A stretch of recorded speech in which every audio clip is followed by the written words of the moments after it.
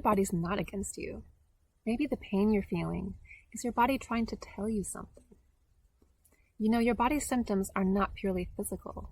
They always have an emotional and energetic component as well.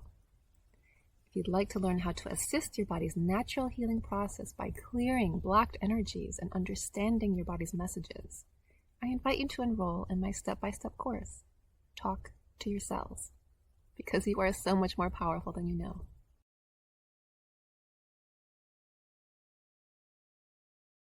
I used to say we need a lawyer in the family.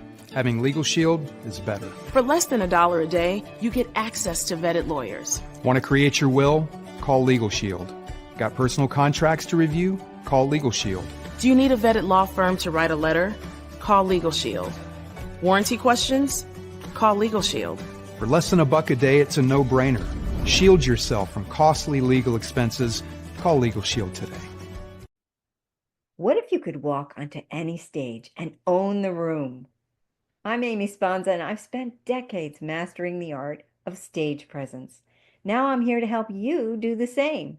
By blending proven acting techniques with powerful coaching strategies, I'll guide you to calm your nerves, speak with clarity, and connect with your audience like never before.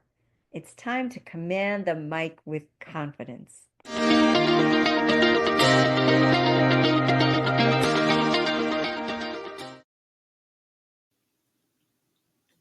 Well, welcome everybody back to Mindful Mondays. So we are all on a journey, and sometimes those journeys have challenges. However, you do not have to face those challenges alone. At Mindful Mondays, we believe that we can do more together, and we're here to support you holistically and without judgment. So thank you for joining us today. Well, I hope you are ready to transform nervousness to naturally confident, because my guest today has been there and she knows what a challenge it is, what it can be to put yourself out there. So Amie Sponza, she has over 45 years experience in acting, directing, and producing, and has become a master at converting stage fright into a magnetic presence. So welcome, Amie, and thank you so much for joining us today. Thank you so much, Laura. What a great introduction. Oh, not a problem. I know it's been quite a while, but can you take us back to what it was like when you were just getting started, and what drove you to become an actor? Because I know they say a lot of people, right, the high thing more scary for people than death is speaking and getting up in front of people, yet that was the route you chose. Yeah. I think probably I have to go back to 7th grade auditioning for the high school musical. It was junior high and high school combined, and I just loved being on stage. But auditioning in this new school, having come from a little, elementary Catholic school with a small class, and now as part of this big, bigger school, I was very nervous, and I did not make it in 7th grade, and I was devastated. I was just devastated. And watching my friends who got to be in it, I was so envious. So the following year, I was determined that I was going to get in. And I bolstered myself, practiced the song I was going to sing. I don't even remember what it was now, but the play we were doing was George M., and they had to teach us to tap dance, as well as learn the songs and the choreography. So we started in the fall for a March production, and I was hooked at that point. And so years later, after 5 years in New York after graduating college, with a theater degree, double major in theater, because I had so many theater credits. I had not enough credits to graduate with a minor. I came back to my hometown and planned on assisting a director at the high school with, the show that they were going to do. And then the principal called me in and said, the director has had to bow out. He cannot do it. Would you be willing to take it on? So I having gotten a C in directing in college, I decided, what the heck, I'm going to go for it. I had a wonderful mentor since I was 16 who gave me the confidence to step up and do it. And so when it came time for auditions, I let all of the young ones who only wanted to be in the chorus, I allowed them to audition in pairs because I remember how scary it was to be up there by myself in this big, huge auditorium. So that that's where it all started, you know. I mean, I think always as a little girl, I was making believe. I was, you know, with my sisters, we would um, you know, put on little shows for the family. And it's just, I think it'll always be with me. Even now, as I'm doing more producing than performing, my performing comes with something like this, like coaching and being on podcasts and such. And I take it for granted now. And it's been pointed out to me, wow, you're just so comfortable. I'm like, it's just part of who I am now. Yeah. And that comes with practice. And yes, I still get nervous if I'm not familiar with the material I'm going to be delivering. So you started this kind of what you said, seventh grade, right? So that's Yeah, really kind of early on. Well, you probably started before that since you were doing stuff with your siblings. Would yeah, you always had kind of an outgoing personality, or did you see yourself as someone with a very outgoing personality? yeah. I'm the oldest of five, and you know, with a big extended family. And my mother used to call me. Oh, she used to tell me just to stop being so dramatic. And there was an actress that was very dramatic back in the day, and she used to, oh, I can't think of the name of the woman. Um, anyway, you know, it was like, you know, oh, life is so hard. You know, Was that like she, Audrey Hepburn or one of those? Or no, it was like from, um, you know, like Shakespeare's day or oh, whatever. gotcha, gotcha. Okay. Yeah, like that, not Shakespeare because women weren't allowed on stage, but Yeah, but I'm sure plenty of us have heard that term. Oh, stop being so yeah, dramatic. it's gonna come to me, but I can't think of the name of her. It'll come to me. And when I started working with my mentor Peg Murray, who won the Tony Award for Cabaret back in 1967, she was on All My Children, which I watched. So when I met her teaching a summer improv class, uh, I was starstruck to be sure. And we ended up forming a company. And the first play that we did was Your Good Man, Charlie Brown. I don't know if you can tell, behind me here is a strip. It's an original Charles Schulz comic strip with Lucy and Linus. I played Lucy. Oh, nice. Yeah. And Charles Schulz sent Peg Murray um, this strip signed by him to her, and she then gave it to me later on. Which I I treasure. was gonna say that's a special treasure right there. Very special treasure. And my that whole summer, I sort of embodied Lucy, and my mother would be like, "Will you stop being such a Lucy?" Because I was very bossy. Hmm. Yeah, I love how all that comes around. So it wasn't. So it was still a challenge for you, but probably not as much of a challenge as like to say people that would really love to do it, but they're more of an introvert or not very outgoing. Right. I, I'm just saying because you know me, I didn't like being the whole by myself. Mhm. I didn't even like getting up and giving speeches. Never mind, you know, doing a producing or you know my own TV show kind of a thing. But still, And it's here you kind of are. funny how, and here I am. But it's funny how I didn't have all that many years of experience though. So I'm happy to have you on here. Um, so what was that kind of like then? The which part? Well, so maybe I mean a little bit.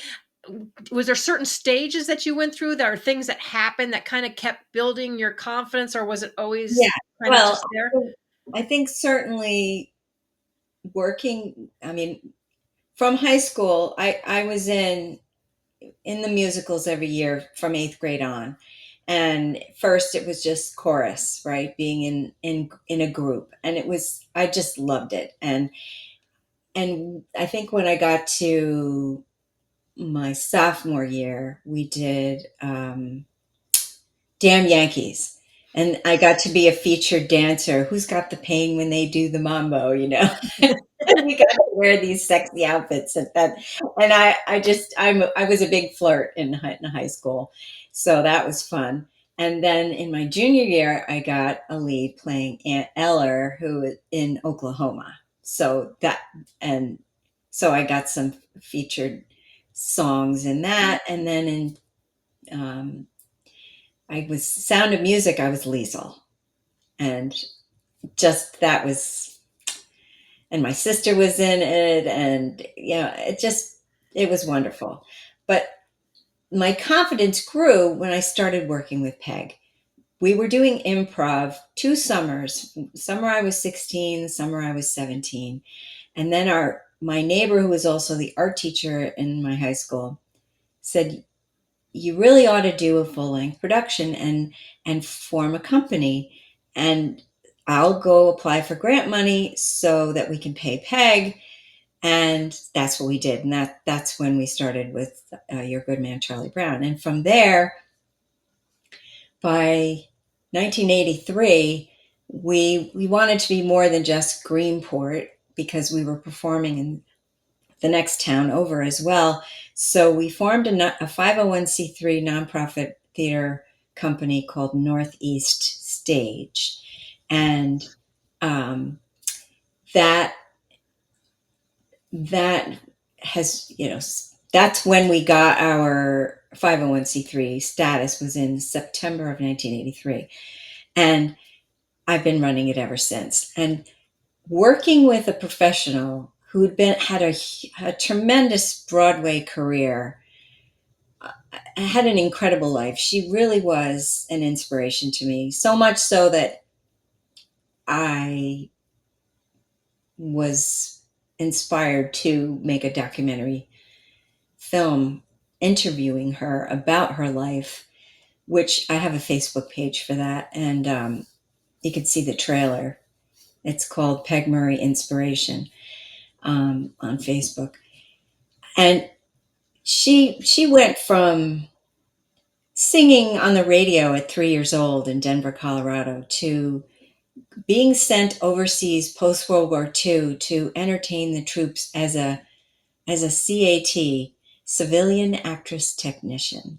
She said, I think they named us that so they could call us cats and live in the cat house and drive the cat car. And it was like an offshoot of the Army. Right. So she did. And then, having toured all over Europe, she came back to the United States and said to her friends, well, if we could do it there, we should be able to do it here. But that was at a time when, as a woman, she couldn't even have her own checking account.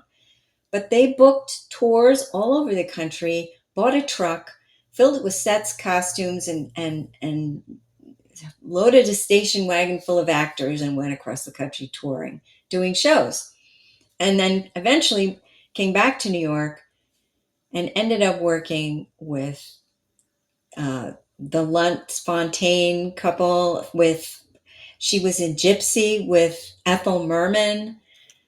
She was with Joel Grey when they won together in Cabaret. And then Fiddler on the Roof, she played the mama for a long time, years. And along the way did some television soap operas, which helped her buy property and then a house, and how she ended up in my neck of the woods out here on Long Island. And with that level of professionalism, she instilled that in all of us she was working with, and wanted to raise the bar of community theater in our area. And so, as much as I love being on stage, I also had to learn how to get the money to make it happen. The producing, because the grant money was how we were making it happen, that and selling advertising in the program. And so you just have to like get the nerve to walk into a store and say, hey, we're doing a show. Would you like to put an ad in our program? And just, you know, I kind of grew up doing that in high school, but it continued. And I work with people now who say, oh, I'm just not good at that. Well, neither was I. I just kept having to do it. And I had a big why. My big why was I wanted to be in a show. I had a drive to make that happen. So I went out and did what I had to do, and I raised the money. And I'm still doing that today. Now, I'm not taking the starring role all the time anymore, and I'm not in every show because I want other people to have a chance, and I want my organization to grow. So I would rather raise other people up and teach them what I know so that it will continue long after I'm gone. Nice. So when is the first time you went solo? You said you started in groups. When did you go solo? Well, I've never done a one woman show, but I did do a two-hander with a woman named Jerry Jacob, who is sadly passed on now. We did Night Mother, and it was an incredible experience. So real quick though, for those of us that don't know the jargon, what is a two-hander? Well, it's just two characters, Okay. only two people in the show. And for two people to carry a show and bring in an audience, because when you do a big musical, the more people in the cast, the more family and friends are coming to see you, right? Right. So it's easier to sell tickets. And so being able to draw an audience for two people, it speaks volumes when you have a full house. I would imagine there had to be some anxiety and nervousness about that. Well, there was. Fortunately for us, Jerry knew a professional director, Lenore DeKoven, who's also now passed on. She was in her 90s when she directed us. And she was in New York. So we had to go back and forth from Long Island to New York to work with her. And then we came back and worked ourselves together on the piece. And then we'd bring to her what we had, and she would make adjustments. And then finally she came out when it was time for us to open. But I think the message is really practice, practice, practice. How do you get to Carnegie Hall? Practice, practice, practice. Really, it's knowing the material. And I think that is also goes to, what I'm doing now, which is coaching, and knowing what I'm, the material, the backbone of what I teach, knowing it so well that, I don't need a script, you start with a script, but it becomes part of you. And then you have to just trust that it's there. And I think that's the same with because we do Shakespeare in the Park every summer with Northeast Stage. And people always, how can you remember that stuff? It's like a different language. Well, that's true. It is. But Shakespeare wrote it so with clues for the actors to help them remember it. There's a lot of where the similar letters are in there to help you remember. It's the iambic pentameter is musical, so that it's like you remember your ABCs because it was in a song, right? That's Right. easier to learn than just saying it by rote. So there are ways to learn your material. It's a skill, and skills can be learned. Talent is innate usually, but skills can be learned, and you can overcome what some might consider a lack of talent with skill. Right? So you might not feel talented at speaking in public because you are a quote unquote introvert. yeah, but it's your thought around that. It's your thought of I am an introvert that gives you, it's partly responsible for your fear in the first place. If you speak to yourself in that way, you manifest that, right? Right. So because our thoughts become things. If I think I am confident and I look at my stand in a with my hands on my hips, or I do my power pose and I say, I am Say powerful. the Wonder Woman or the victory pose. I'm familiar with those. I am confident. I am amazing. I am a public speaker who knows what I'm talking about.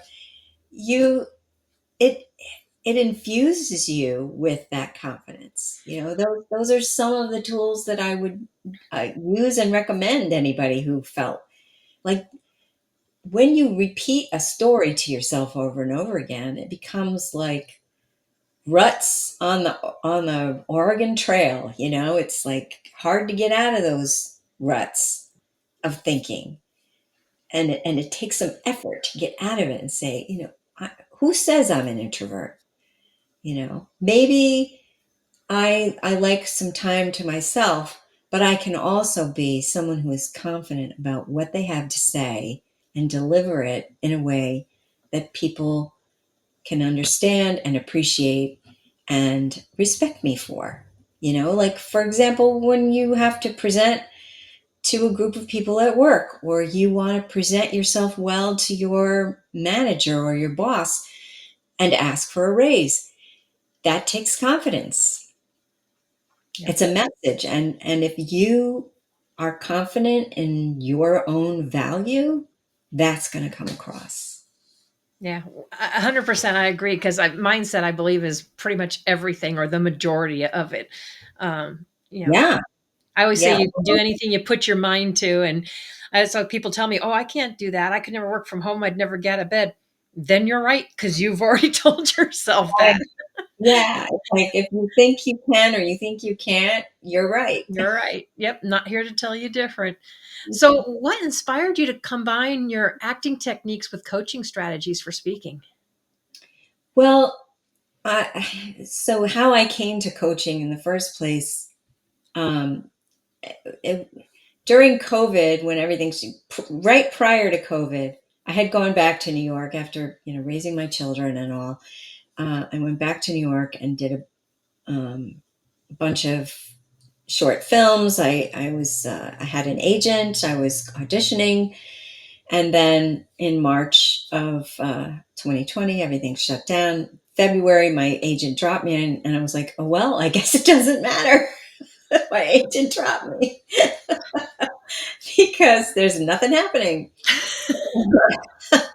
But, I come from a family business, a marina business, and that has pretty much supported me and my family through most of my married life.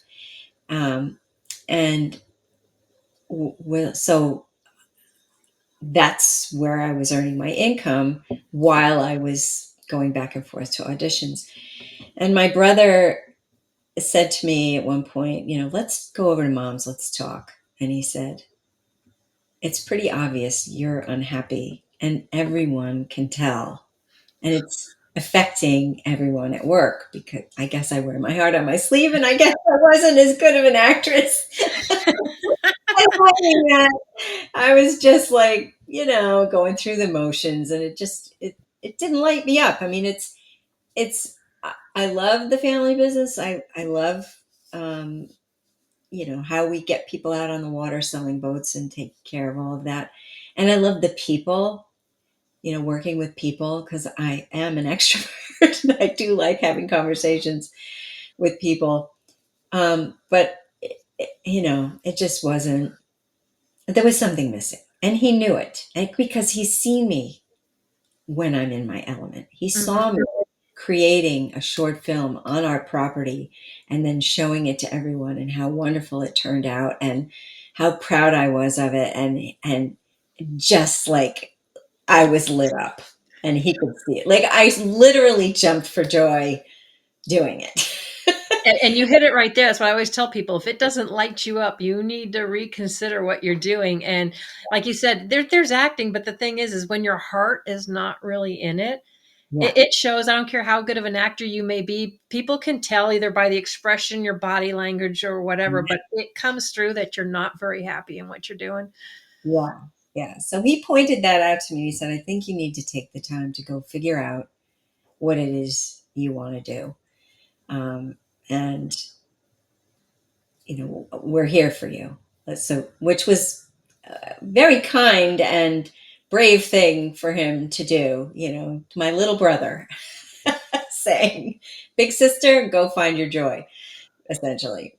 And it was hard to hear because, But it's I nice to have the support. You had the support though. Yeah. I did, which was huge. So I did. I went looking and I found a coach, and I'd had a coach before, but this time I found a whole coaching program, a 12-week program that I went through myself. And one day I wrote in my journal, I would love to be in a short film, shooting in my local area, working with like-minded creative people and being part of the creative process. And then I took my dog for a walk. And on the walk, I met someone who started talking to me, and it turned out he was in the business. And I thought, ooh, maybe this is something. But then, he left. And while I was talking to him, my phone rang and I didn't answer it because I was talking to this guy. And it was a friend from high school. And so I called him back and he said, hey, Amy, it's Joe. I've written a short film. I'm here with the director. I want you to be in it. Can you meet with us today? What? Wow. I said, Joe, I just wrote this in my journal this morning. He goes, well, I guess it's kismet. You better meet with us. So I did. And not only did I decide, yes, I liked the concept and the offer of the role that he wanted me to do, I also helped cast the movie because I know all these local actors from my theater company. And I also provided my home and my mom's home for shooting locations for the film. And that film went on to win him an award, the director an award in a film festival. And, it was just a joy. I said, the only thing I left out was I would love to be paid. Yeah. So be specific when you put in your vision of what you would like. That is a good point. You need to be more specific. Too broad doesn't work. Yeah. Right. Yeah. Yeah. All those things. I was with like-minded people. I was at shooting right in my area because, things were still, toward the end of COVID, but, it was still, iffy. Yeah. So, there were masks involved at times. So that experience led me to say, if I can do this for myself, I can teach other people how to do it too. And I enrolled in the coaching certification program, and I've been doing that for over 3.5 years now. And I just love watching my clients get it, like having things manifest for them. When they do the work, it works. That's the message, is if there's something that you really would love, and I use my words carefully here because when you say you want something, want is like lack, Yes. right? So our words are very powerful.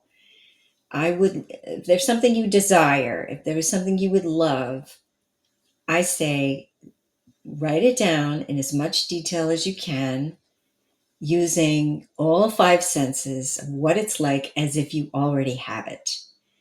First, create it in thought, because anything that you see around you was first a thought before it ever became a thing. These computers that we're using, these platforms, this being able to talk over the air had to be imagined by someone Yes, it did. before it could exist. So if you want to travel the world, if you want to buy a home, if you want the perfect job, what does that look like? What does it feel like? Who are you working with? Where are you? Uh, you know, if you want the love of your life, what is the feeling of that person? Not necessarily, the specific looks and all of that, but what does it feel like to be with that person? Those are the kind of things that you focus on, and then just know that it's already yours on some plane somewhere. Not an airplane, but I mean on the plane of existence. Right. You just haven't caught up with it yet. Yeah, it's like you put things as I am, Yes, in other words, I am like you're there and envisioned. And if you write down all of your visions, what you're seeing, what you're feeling, yes. and you're writing I am as if you are there right now. Yeah. I'm so happy and grateful now that I am a successful coach and speaker, impacting thousands of lives with the ripple effect of my coaching. That's one of the things that I say.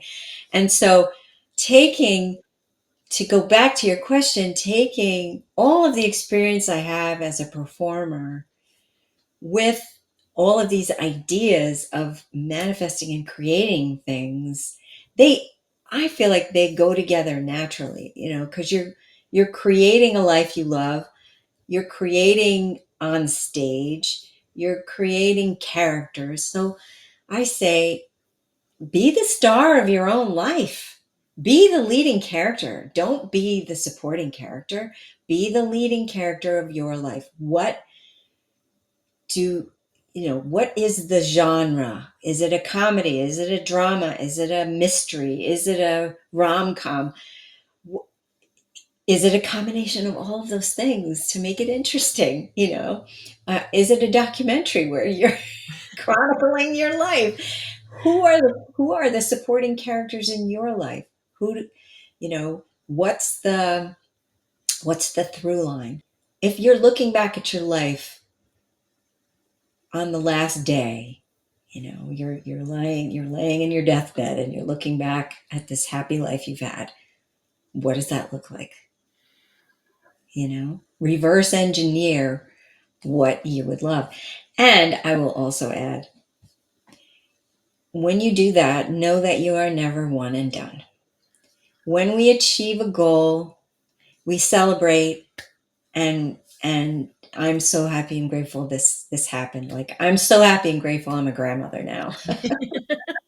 Yeah. I have a beautiful grandson, and yet there's always more, because we live in a spiral universe and we are ever growing and achieving. And if we're not, we are deteriorating and dying. So you achieve a goal, what's next? Enjoy the process, because it will always be a process. Yeah. That is very well put too. So, can you share a personal experience where you transformed your stage fright into stage presence, and what did you learn from it? Uh, well, I have to say, knowing that I have to make a presentation to a group that I'm unfamiliar with, um, it makes it, yes, there's always nerves. And even being in a show where, okay, I was in a show that the two of the guys I was in the show with wanted to wanted to do it again. And I wasn't available. So they cast someone else in the role that I had played. And then turned out she wasn't able to fulfill that commitment, and they fired her or let her go, or she quit, or whatever happened. And they came and were like, could you please, with 24 hours notice, wanted me to get back up on stage and reprise the role that I had done like months and months earlier. So with um, with a day to rehearse, with someone cueing me and rehearse, yes, I was nervous to get back up on stage and do that without, you know, weeks of rehearsal. Um, I just, you just get up, you just have to, I'm having trouble with my words now. It's because you just have to do like Nike says, just do it. Just Do it. get up there and do it and fail fast because when you do, you learn and you grow in the process. And yes, I made mistakes, but I kept going. And your fellow people up there will go with you. And I will say, most of the time, if you're the one up there speaking, everyone in the audience is like, man, I could never do that. I could never do that. And so when you make a mistake, it makes you human and more relatable. So you can't sit there worrying about flubbing a word or saying the wrong thing. And when I've been on stage and gone what we call going up, I said going up like you're looking up for the words as if they're going to appear somewhere in the sky. And you have the actor's nightmare that you're naked on stage, you know. It's like what? Um, you and that has happened to me before where I've completely blanked out on what I was supposed to say. And you rely on your fellow actors to help you find a way out of it. And when there is no one there but you, make eye contact with one person. Talk to one person and know that you're safe when you do that. You're safe, that person has you. And talk to them like, what is the message? Just go back to what is the message I'm trying to deliver? You know, your message is, for example, uh, forgiveness is the kindest thing you can do for yourself. If that's your message, go back to that, repeat it, and then somehow the thread will come back. But Nice. rehearsing, practicing, and getting it to be part of you is the way to be the most confident. If you have very little time to prepare, um, bring cards, you know, index cards that you can look at. You know, if most of the time, if you're doing some kind of presentation, there will be a podium or something, or you can just say, look, I didn't have a lot of time to prepare. I have some prompts and I'm going to be looking at them. Tell people the truth because most of them will say, oh, I would need more than that to be able to be brave enough to get up there. Most people respect anyone who has the nerve to get up on stage.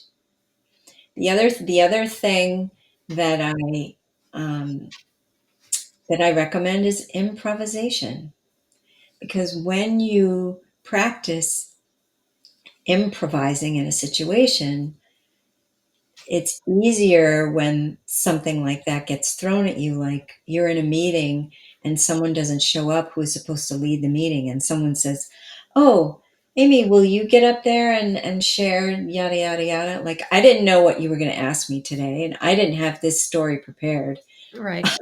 an answer for you prepared. So you improvise and you learn to think on your feet.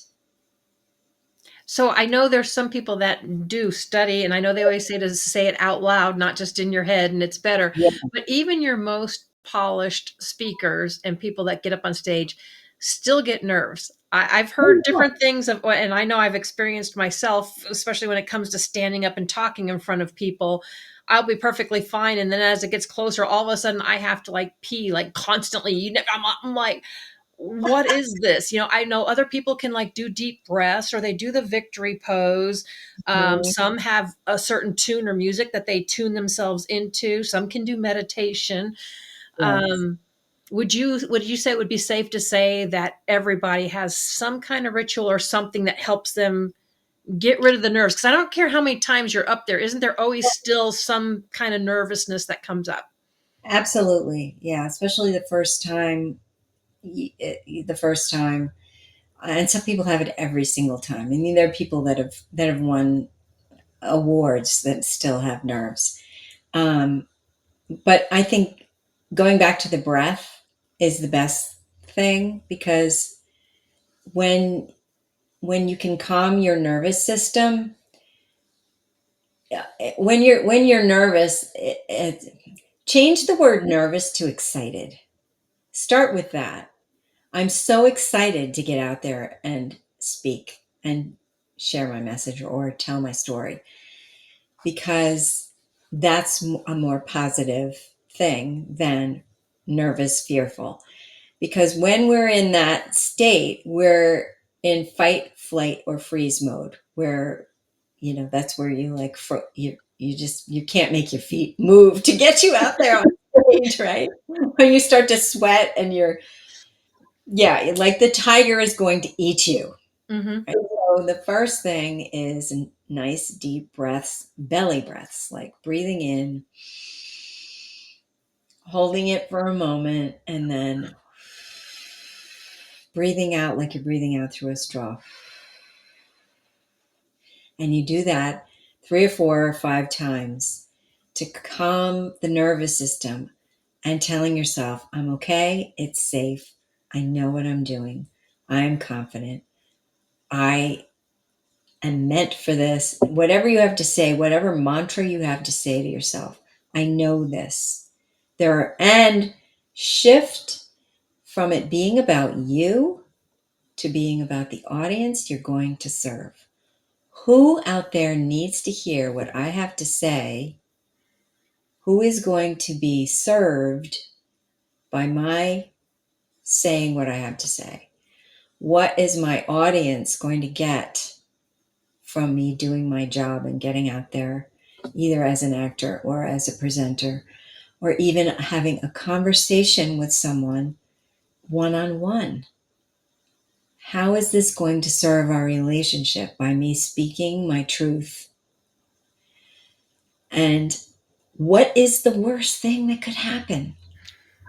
And if you can live with whatever that worst thing is, and it's not, you aren't literally going to die, Right. then the breathing is the first step.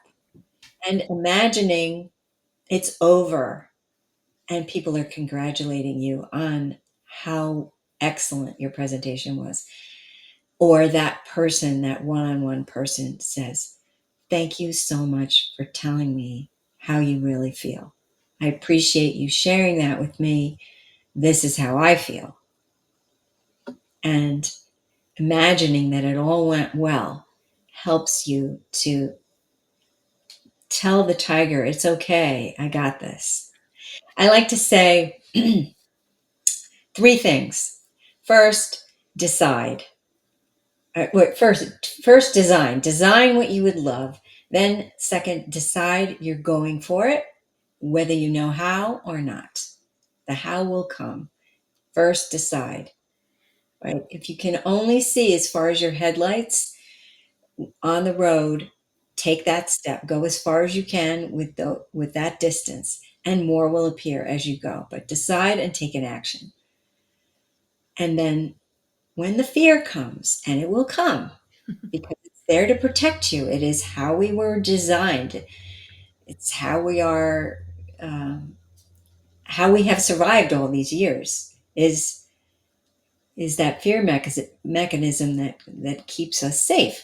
But safety can be false, right? If we don't move, if we're frozen, we can also get something can come and get us, right? Right. So when the fear comes, the third D I like to share is dance with your fear, right? So when you don't know the dance, it's scary. But when you get out there and try and learn it, it's fun. Once you learn it, it's fun. You get out there and you do it. You say, come on, fear. I got this. Let's learn this new step. I'm going to be in the lead. You can come along, but you cannot lead. Nice. So dance with your fear. Yep, I like that. One of the things I used to always have to tell myself is that I would just sit there and tell myself, it's like, nobody knows. I don't like to get up in front of people and speak. They don't know it. I'm the only one that knows it. So, it's Yeah. almost a fake it till you make it kind of thing. If you just do it, and then the more you do it, the easier it gets. Yeah, that's right. Yeah. Yeah. Especially if it's oh,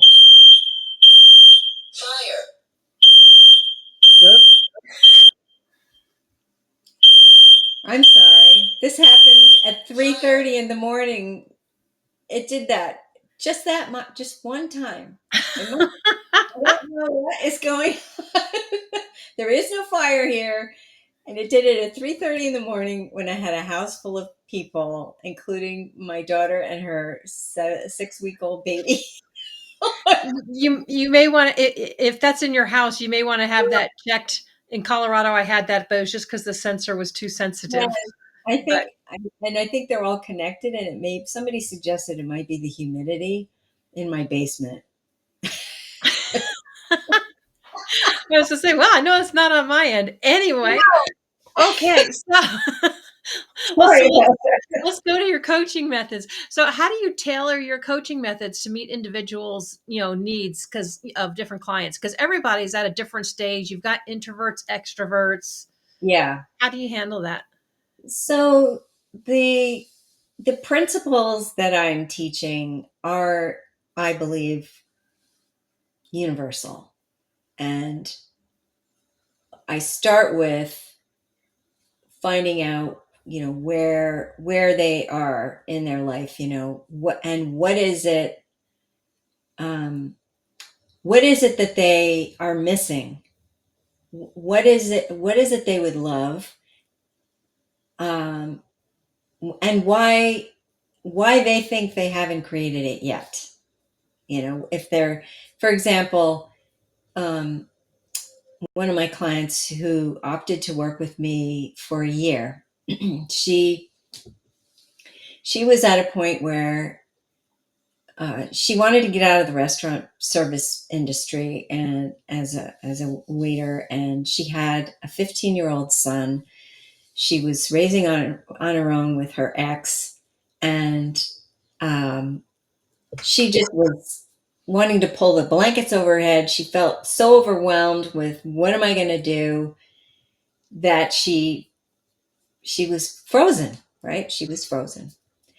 She knew she wanted more, she just didn't know what it was. And she we landed on a vision of the house that she would love, the garden, working with, at the time when she originally made this vision, she saw herself working with children, maybe in a daycare, maybe having her own daycare situation. Um, and she went for that.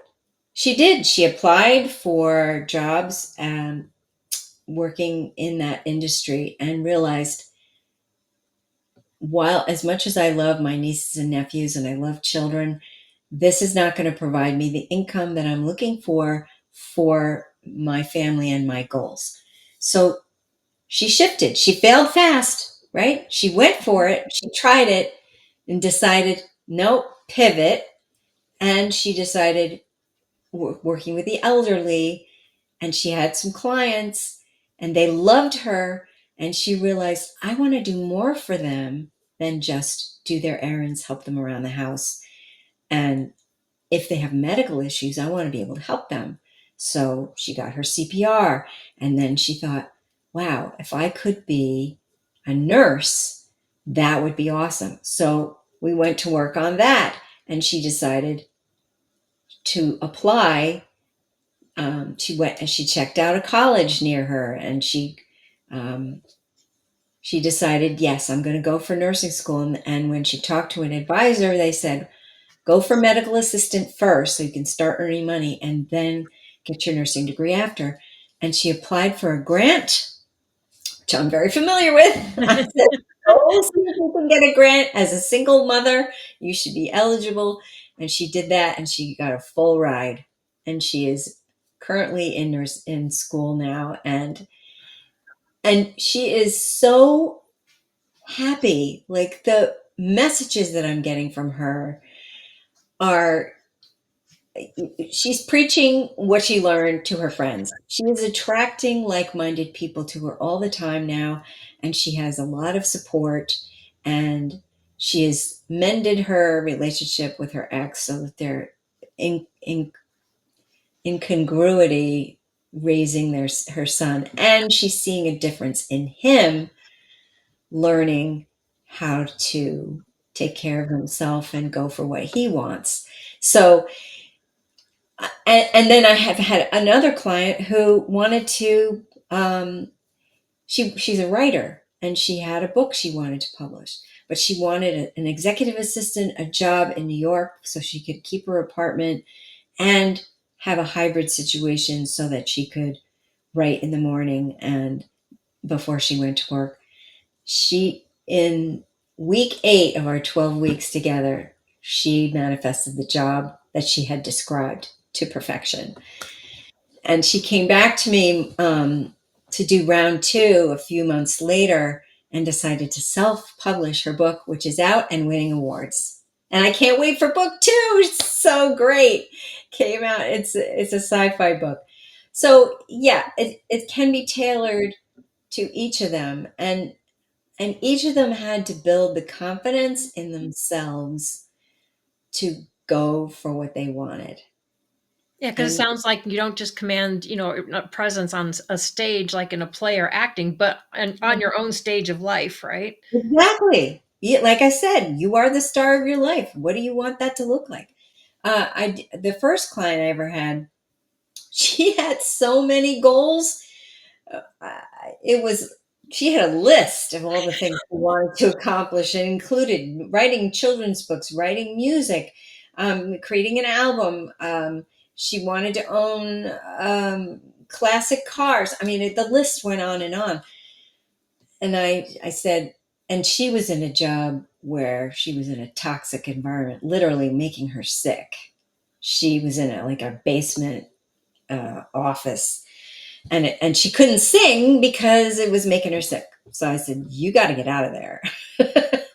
And she was brave enough to give notice and get out and find something else. And she is now writing music. She is in a band. Um, she's putting her work out there, and also decided to make her own film. Nice. So, yeah. So it all depends. Each person, yes, individual, everyone is different.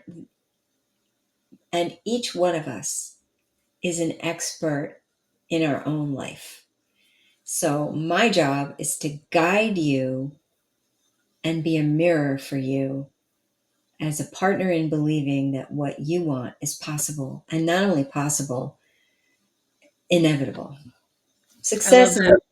Success is inevitable if you decide it is. Yeah. Amie, we got about 1 minute left. What do you want to leave everybody with? I'll say what Eleanor Roosevelt said. Believe in the beauty of your dreams. Life belongs to those who believe in the beauty of their dreams. Go for it. Dream big, decide you're going for it, and dance with your fear. I like that, dance with your fear. It's a good way to look at it. And Yeah. despite our fire alarm, anyway, I want to thank you so much for joining us today. We're talking about transforming, nervousness to commanding to presence. And yes, you have a lot of experience with acting, directing, and all of that. But as we said, it's not always about being on a stage, right? It's also commanding that presence in your life and getting to where you want to be. And I think you're a beautiful person to help guide people to do that. So if anyone is feeling stuck, unsure, or not wanting to make that leap, I highly recommend you, connect with Amie and reach out to her. As you can see, she's a beautiful person, easy to talk to. And Amie, thank you so much for being here with us today. Thank you. It's been my pleasure, Laura. I appreciate you having me on. I appreciate you too. Everybody, continue to have a mindful Monday and a beautiful rest of your week, and we will see you next time.